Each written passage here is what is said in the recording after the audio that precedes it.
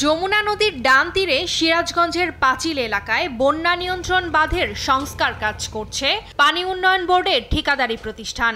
দুটি dredging machine বসিয়ে উত্তোলন করা হচ্ছে বালু। এরই মধ্যে যমুনার পানি বৃদ্ধির সাথে সাথে দেখা দিয়েছে ভাঙন। জমি জমা ভেঙে গেল, বাড়ি ঘর ভেঙে গেছে।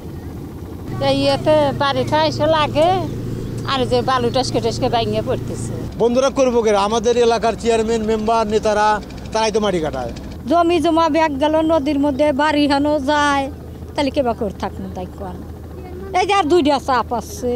গেল কয়েকদিনের উজানের পাহাড়ি ঢলের যমুনার পানি এখন সিরাজগঞ্জ পয়েন্টে বিপদসীমার উপর দিয়ে প্রবাহিত হচ্ছে।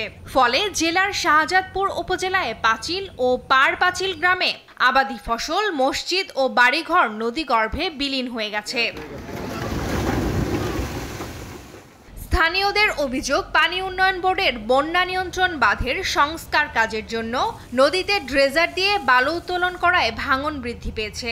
এই যে কিছু অবৈধ বালু উত্তোলন হচ্ছে, এ কারণেও ভাঙতেছে। এই বালু কইরা ধরেন আরো বেশি ভাঙতেছে। আমরা চাই যে এই বালুটা জানি এই ডেদার বন্ধ করতে হয়। তখন একটা সরকার উদ্যোগ না নিলে তো আমাদের আর বলার কিছু নেই, আমরা তো সব অসহায়।